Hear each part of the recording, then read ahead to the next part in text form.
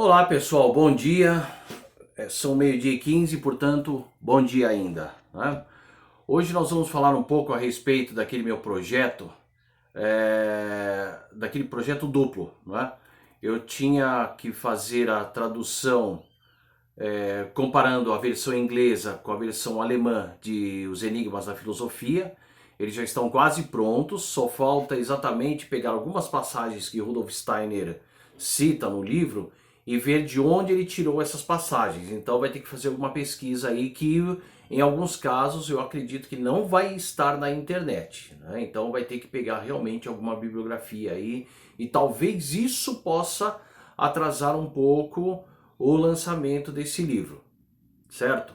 Bom, mas apesar disso, né, a tradução já foi feita, a parte principal, que é o escopo do livro, deu para entender tudo direitinho, sem problema nenhum, e a partir dele é que eu vou fazer já o livro Os Enigmas Filosóficos, né? Já fiz até uma capinha aqui, provisória, vamos ver se eu consigo. Eu acho que não, né? A janela atrapalha um pouco, né? Mas enfim, eu fiz uma capinha aí bonitinha, que aliás ela tá inclusive no meu Facebook, onde eu já começo a falar alguma coisa a respeito, né?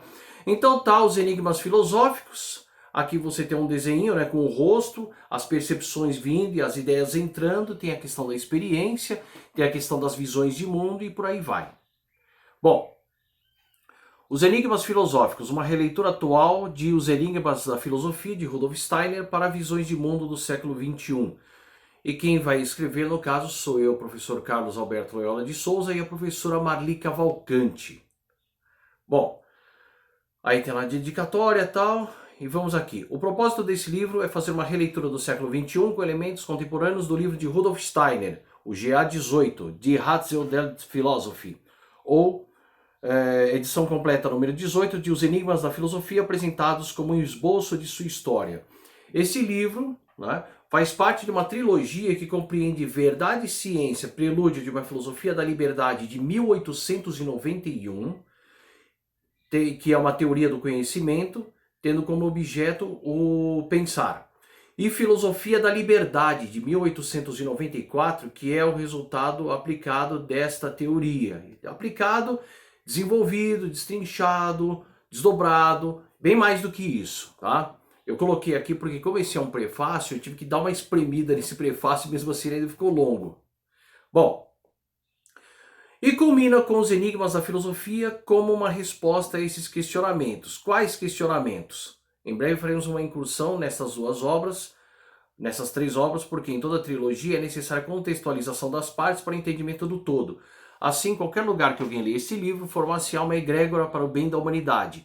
Bom, eu deixei os enigmas para poder falar a respeito dos questionamentos dele no final de propósito, porque é preciso entender o encadeamento em que ele faz.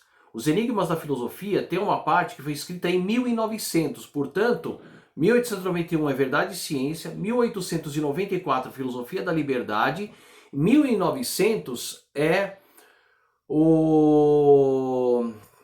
os Enigmas da Filosofia. Só que ele ia da Grécia até Kant, mostrando o desenvolvimento do pensar, mostrando a evolução, a consciência em evolução e o pensar como resultado desta evolução. Então ele faz toda essa trajetória de uma história da filosofia, mostrando que aqueles pensamentos que os gregos tiveram depois na Idade Média, na Alta Idade Média, depois na Baixa Idade Média, Renascimento, período do Iluminismo, até Revolução Industrial, Revolução Francesa, até chegar mais ou menos até chegar em Kant e Hegel, ele vai mostrando como o esforço do pensar fez com que houvesse ao mesmo tempo esta evolução da consciência e também a mudança de perceber o homem, perceber o mundo, perceber a vida, perceber as pessoas, a cultura e tudo mais.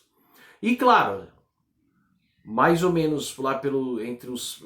Claro que esse é um processo muito arbitrário, mas ele foi ocorrendo como um processo e não tem datas. Mas a revolução científica, junto com a revolução intelectual lá na Idade Média, no Renascimento, ela também vai dar as suas contribuições para visões de mundo. Beleza?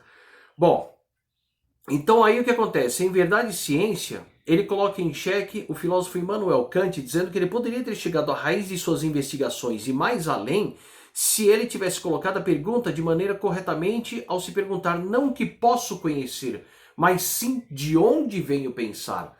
Porque Kant ele pergunta se ele podia conhecer a coisa em si, né? Ele vai falar exatamente isso aí. Segundo Steiner, qual foi o resultado a que Kant chegou? Para além do mundo sensorial e racional, não seríamos capazes de conhecer o fundamento das coisas em si, e que, portanto, se deveria ficar dentro do que pode ser alcançado no campo da experiência.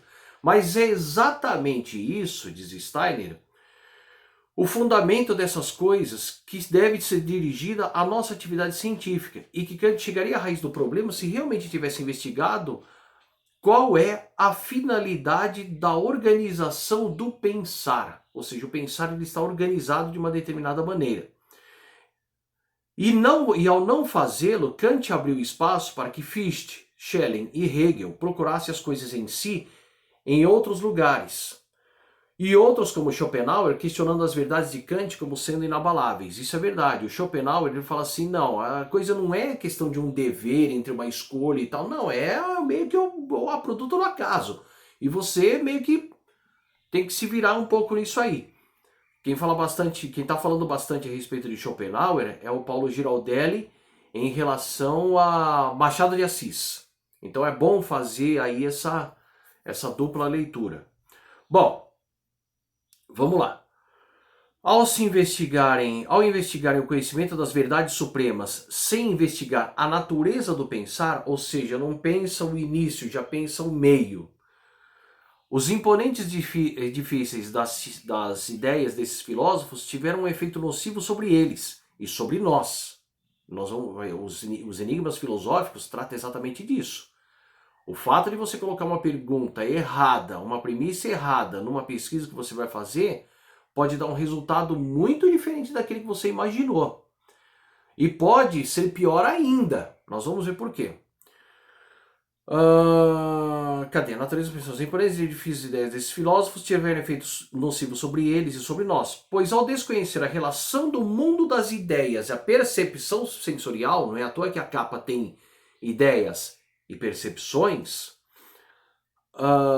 o acúmulo de erros levaria a uma ou outra unilateralidade. O que quer dizer isso? Quer dizer que as pessoas acabariam produzindo visões de mundo que a população iria acabar adotando, mas iria adotar ou uma ou outra como certo e a outra como errado. E do outro lado, adotando aquilo como certo e do outro sendo errado.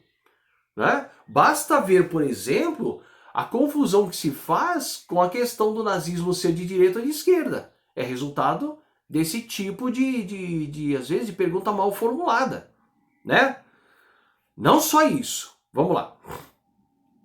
O acúmulo de erros levaria a uma outra unilateralidade, entendido por alguns como um tipo de ideologia. Sim, vai ser transformado em ideologia alguma dessas visões de mundo.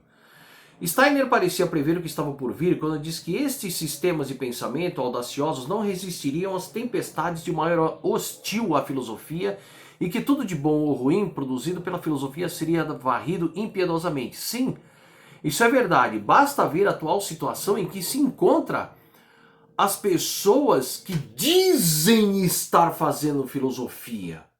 Eu não vou citar nomes para não dar visão para esse tipo de gente. Mas é exatamente essa cambada de deficientes cognitivos programados, essa cambada de retardados que pensam estar fazendo filosofia, na verdade não estão. Porque nem são filósofos. E alguns deles são péssimos filósofos. Então, quando ele diz que está prevendo que os sistemas de pensamento audaciosos não resistiriam, é porque o erro que o Hegel, o Kant e outros fizeram, acabaria não resistindo. De certa forma, o que acontece? A primeira crítica em cima de Hegel é feita por Marx. Ele falou, o sistema é belíssimo, mas está de cabeça para baixo. Essa já foi uma primeira crítica. Mas acontece que estava dentro de uma maneira de pensar que ainda se estava correto. Hoje não, hoje as pessoas mal interpretam, acham que uma escada com água corrente é uma cachoeira, quando na verdade não é uma cachoeira, é uma escada com água correndo por cima dela. E elas ainda acreditam nisso, tá certo?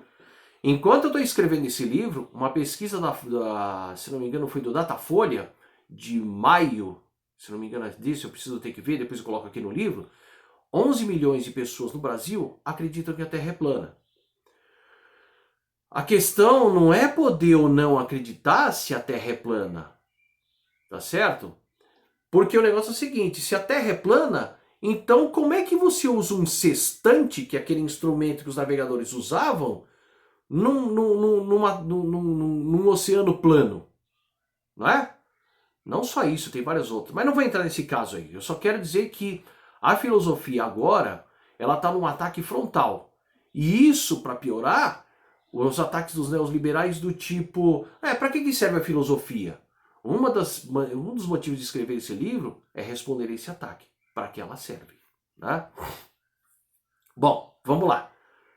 Se for para vender livro de algumas pessoas aí, né, que fazem certas afirmações extraordinárias, sem evidências extraordinárias, pode esquecer, não serve.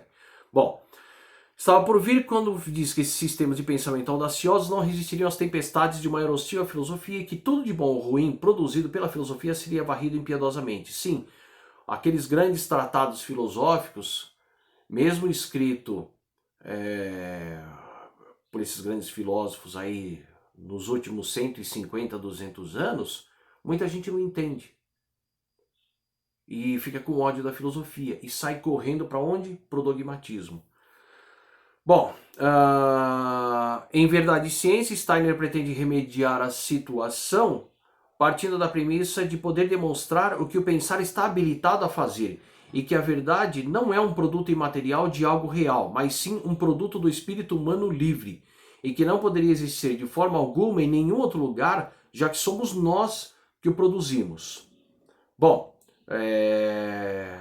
eu não vou me ater muito aqui, mas vamos lá, né? Isso aqui já deu para dar uma ideia, né, do que o Steiner está falando. A preocupação dele, no caso, é o pensar. Não o que eu posso conhecer, mas de onde vem o pensar. Tá? Ou seja, é antes, não é aquilo que eu posso conhecer. Mas se eu conheço de onde vem, então eu conheço a coisa em si. Tá certo? Basicamente é isso aí. Bom, vamos lá. Portanto, elevar o valor da existência da personalidade humana é a meta final de toda a ciência. Verdade. É elevar o valor da existência humana. E o que confere verdadeiro valor à ciência é o significado humano de seus resultados expostos de maneira filosófica. Ou seja, é aí que está o verdadeiro valor da filosofia. Ela serve exatamente para quê? Para elevar o espírito humano, para elevar o ser humano, para elevar o conhecimento, para que todos nós, enquanto sociedade, nos ergamos para o alto, para que a gente vá em direção, sabe, a novas formas de consciência, novas formas de conhecimento, novas formas de arte, novas leis, né? Tá certo? É aí que se insere a filosofia, é esse o papel grandioso dela. Por isso que ela não serve para vender. Se você pensa em usar a filosofia para vender, meu amigo, então já era. Vamos lá. Desse modo, Steiner, em Verdade e Ciência, justifica uma teoria do conhecimento, isso é importante, da investigação do pensar e os desdobramentos, os objetivos e a conclusão lógica, está no segundo livro da trilogia que é a Filosofia da Liberdade. Bom, Steiner conclui no prefácio de 1891 de Verdade e Ciência que pretendeu dar uma contribuição, porém, a ciência atual, daquela época e também de hoje, não procurava uma justificação filosófica, e veremos no que isso deu. Sim, é verdade. Naquela época se faziam trabalhos acadêmicos com uma justificativa filosófica para o bem da humanidade, porque existia por trás disso tudo, naquele período, as ideias de progresso para o bem geral da humanidade, né? A questão da ciência vai resolver todos os problemas da humanidade. Então tinha essa questão.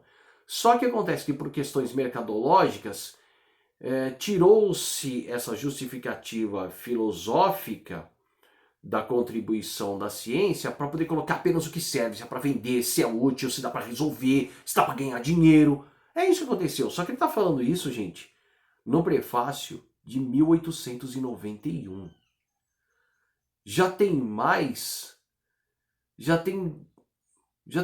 130 anos que a gente está vivendo essa situação. Então tá na hora de acabar, né? Bom, e veremos o que isso deu, né? Não procurar uma justificação filosófica. E que ele também sentia estar escrevendo um livro desnecessário, e seus críticos assim pensavam e pensam ainda.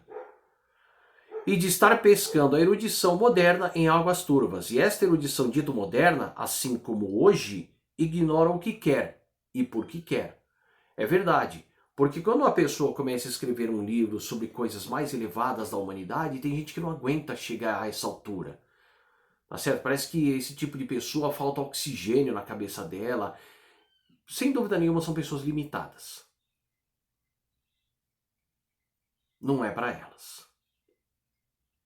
E algumas dessas pessoas, por um lado, até gostam de ouvir esse tipo de coisa. Mesmo não conhecendo nada, ele fica feliz, ele acha legal que de repente alguém pensa uma coisa louca como essa, né? Ele fica assim até deslumbrado, ele não entende, mas gosta. Mas tem pessoas que se irritam, que não gostam, que acham que isso aí é um devaneio, um delírio, uma espécie de despersonalização do caráter da pessoa. Acham que a pessoa de repente tem algum tipo de problema porque pensa essas coisas, né? Quer dizer, não pode, né? Tem que ficar naquele mundinho dele, tem que ficar lá fazendo aquele trabalhinho chucrinho, que não pensa muito. Tem pessoas que são assim. E hoje nós somos governados por esse tipo de pessoa, infelizmente. Mas eles passam. A filosofia é perene, né? Ela vai para o futuro. Ela não depende de nós. Ela depende de si mesma, né? Bom, vamos lá. Essa preocupação de Steiner é o nosso ponto de partida nessa primeira parte do livro. Sim, responder o ataque da filosofia e responder por que de repente as pessoas não se preocupam mais em querer elevar o conhecimento e a reboque elevarem a si próprias, é o porquê é a minha parte para responder isso aí, tá? É a primeira parte do livro. E contextualizar essas visões de mundo. E os enigmas da filosofia, enquanto esboço de uma história da filosofia, nos é importante para se continuar essa narrativa a partir do contexto do século XX até chegar no século XXI. A segunda parte do livro, a professora Marli Cavalcante irá tratar da questão das liberdades, democracia, redes sociais e direitos humanos. Seguiremos com a contextualização do segundo livro da trilogia, que é a Filosofia da Liberdade. Ou seja, como ela vai trabalhar com isso, então nada melhor do que na segunda parte a gente fale também um pouco de Filosofia da Liberdade e fazer um comparativo entre essa Filosofia da Liberdade de 1894 e o que autores como Byung-Chul Han, o Agamben, o Richard Hort, o Peter Sloterdijk e outros que o Paulo Giraldelli aí inclusive trabalha, né, Freud, Lacan e por aí vai, né, como eles estão trabalhando essa questão da liberdade hoje. E aí é bom a gente dar uma olhada no que o Steiner pensou em termos de liberdade lá atrás, tá? E os enigmas da filosofia perpassam a obra inteira. Bom, em Filosofia da Liberdade, de 1894, Steiner, deixa eu ver aqui, 18 minutos, precisa ter que correr, parte das seguintes premissas que seriam o fundamento da existência humana. Primeiro, a possibilidade de encontrar no homem um porto seguro de tudo que vai ao seu conhecimento por meio de suas experiências, vivências cotidianas e do conhecimento científico. E segundo, se o homem é dotado de vontade, então a liberdade é um atributo ou uma ilusão? Bom, vamos lá, vamos fazer de novo uma pergunta. Ele está preocupado em querer saber se existe no ser humano um lugar onde ele se sinta, um lugar nele, ser humano, em que ele se sinta seguro a todas as experiências, vivências cotidianas e conhecimento científico que chega a ele e que lhes dão segurança, mas também outras lhe dão dúvidas, lhe dão inseguranças, causam angústias, causam ansiedades. Certo? Isso faz parte do processo. Então ele quer saber aonde se encontra esse porto seguro em que ele pode consultar para poder fazer esses juízos e esses julgamentos e aí depois superar essa questão das angústias, das ansiedades, das dúvidas, dos juízos, dos julgamentos. Ou seja, inteligência se aprende, e isso vale para aqueles aos quais eu falei agora que têm medo de elevar um pouco a consciência, certo? Se bem que para esses aí talvez seja um crime fazer isso. Bom, e a outra questão é o seguinte: se o homem é dotado de liberdade, então a liberdade é um atributo humano ou uma ilusão? Isso é uma das coisas que eu vou trabalhar, inclusive, com autores que não está aqui agora, mas eu sei que os livros dele estão ali, né? Que no caso vai ser o Erich Fromm, a análise da sociedade contemporânea, análise do homem, e tem mais um terceiro livro aí, Psicanálise da Sociedade Contemporânea, acho que é isso, né? Bom, mas enfim, e vamos pegar também o Guy Debord e pegar outros aí também, né? O Heidegger, né? Um já está presente aqui, ó, Karl Mannheim, Ideologia e Utopia, né? E claro, ó, tem livro aqui, viu? Tem livro. Né? Foi por isso que eu ensinei vocês lá com a História da Riqueza do Homem. Bom, então aí o que acontece? O Steiner vai responder isso aí, né? Cadê? Onde é que tá?